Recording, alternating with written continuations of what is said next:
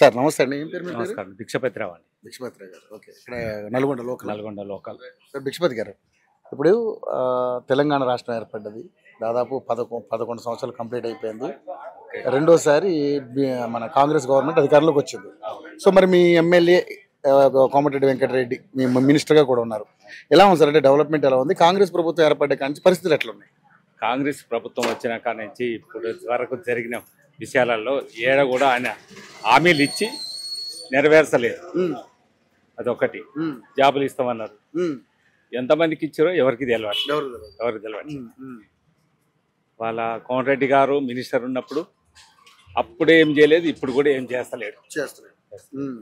అప్పుడు ఏం చేయలేదు, ఇప్పుడు కూడా ఏం చేస్తలేదు. ఇంకా మరి ఫ్యూచర్లో ఏం చేస్తాడో తెలియదు. 6 గ్యారెంటీల పరిస్థితి ఎట్లా ఉంది? వాళ్ళు ఇవ్వలేదు కదండి. 6 గ్యారెంటీలు కూడా కరెక్ట్ నెరవేర్చలే.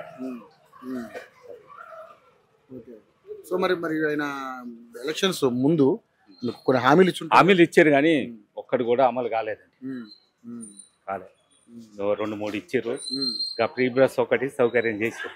ఫ్రీ బస్ ఒకటే అంతే. ఎక్కడ పోయినా అదే కనిపిస్తుంది, ఇంకా వేరే ఏం కనిపిస్తలేదు.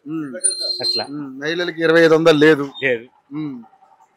రైతు బంధు కొంతమందికి వచ్చినాయి, కొంతమందికి రాలేదు. ఓకే. సో మరి ఏంటి పరిస్థితి? మరి రానున్న ఎలక్షన్స్ ఎలా ఉండబోతుంది అనుకుంటున్నారు? ఇక అప్పుడు వచ్చేది రాంది తర్వాత ఫ్యూచర్ లో తెలుస్తుంది సార్. ఇప్పుడు ఏం తెలియదు. ఒకసారి చూస్తారు, రెండోసారి చేయలేరు. అది ఎప్పటి వరకైనా అంతవరకు. ఓకే. సో మరి స్థానిక సంస్థల ఎన్నికలు వస్తున్నాయి సార్, ఎలా ఉండబోతుంది? ఇప్పుడు వచ్చే దాన్ని బట్టి మనం ఎవరు గెలుస్తున్నారు దాని అభిప్రాయం ఏంటంటే మళ్ళీ టీఆర్ఎస్ వస్తుందని అనుకుంటున్నారు. బీజేపీకి అవకాశం లేదు ఇక్కడ బీజేపీకి అవకాశం ఉన్నా కానీ వాళ్ళు కూడా చేస్తారా చేయరా అని కూడా వాళ్ళు కూడా వామపక్షాలని వాళ్ళు కూడా మన మీటింగ్ పెట్టారు, అన్ని చేసారు. ఓకే. సో మరి అయితే కోమటిరెడ్డి గారు అప్పుడు ఏం చేయలేదు, ఇప్పుడు ఏం చేయలేదు. సో మరి మినిస్టర్ ఇక్కడ మన కలుస్తున్నాడు ఇక్కడ అటు ఏమో మన ఒక్క రోజు వచ్చిపోయినట్ట అంతే. మాకు కూడా తెలియలే. మాకు కూడా తెలియలే. ఒకనాడు మీటింగ్ అయింది, ఆ రోజు వచ్చారు, ఆడబుడిగా నడిచి. ఓకే. మరి ఇప్పుడు డబుల్ బెడ్రూమ్ ఇల్లు కావచ్చు, ఇందిరం ఇల్లు కావచ్చు, అనేక రకాలు ఉన్నాయి కదా సార్.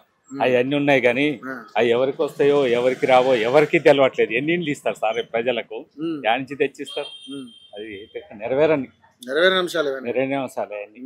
ఏదో పదవి కోసం రావాలి అన్ని పెట్టేసారు, గెలిచారు, సీట్లో కూర్చున్నారు. అంతవరకే. 13 నెలలు అయింది. 13 నెలలు ఏం లేదు. ఇప్పుడైతే ఏం లేదు ఇప్పటి వరకు. ఓకే. మరి ఇన్ ఫ్యూచర్ లో మరి అవుతాయని నమ్మకం ఉందండి? ఇప్పుడు మన వాళ్ళు చేసిన దాన్ని బట్టి మనం చెప్పగలుగుతాం కానీ వాళ్ళు చేస్తారా చేయరా కూడా ఇంకా ఏం ఇన్ఫర్మేషన్ ఉండదు కదా, మనకి ఏం తెలియదు. అప్పులమయంలో ఉంది కదా, చేస్తున్నప్పుడే లెక్క అంతే. అంతవరకు దాకా ఏం తెలియదు. చేసినప్పుడు చేసిరు అంటాం, చేయకపోతే చేయలేదు అంటాం. ప్రజానీకంలో ఉన్న అవగాహనలు అయ్యే. బాగా వ్యతిరేకత వస్తుంది కాంగ్రెస్ పార్టీకి, ఎట్లా ఉండబోతుంది? ఇంకా అది నడుస్తూనే ఉంటుంది సార్. వ్యతిరేకత అనేది ఎప్పుడైనా ఉంటుంది. నేను పదవిలో ఉంటే నాకు రావాలి, పదవి కావాలి, కోరుకోవాలి, నేను ఉండాలి సీట్ల, ప్రజాసేవ నేనే సేవ చేయాలి అనేది ఉత్సాహంగా ఉంటారు. అంతే. తర్వాత ఏముండదు. పట్టించుకోరు. ఎన్ని పట్టించుకోమంటాం, ఏం పట్టించుకోలేదు. ఎట్లా ఉంది మరి గత ప్రభుత్వానికి ఈ ప్రభుత్వం? కొద్దిగా చేంజ్ అయ్యి అదే బాగుండే. 100 రూపాయలు అదే బాగుంది అన్ని రకాలుగా. ఇప్పుడు అందరు వేసిన వాళ్ళే తలకాయలు పట్టుకుంటారు. ఓట్లు వేసిన వాళ్ళే పట్టుకుంటారు. అదే బాగుంది, అదే బాగా చేశారు, అదే బాగుంది, ఇదే కోరుకుంటారు. ఓకే. సో బీజేపీ కూడా మంచి అవకాశం ఉంటుందా? మంచి కష్టపడితే వస్తుంది, రావచ్చు. వాళ్ళకి కొద్దిగా వ్యతిరేకత ఉంది. మతతత్వ శక్తి అనేది అదొకటి ఉంది. అదొకటే తప్ప వేరే. సో కాంగ్రెస్ కి అయితే కష్టమే. నెక్స్ట్ జనరేషన్ అయితే రాదు ఎలక్షన్ కాదు. ఓకే. రైట్. Thank you.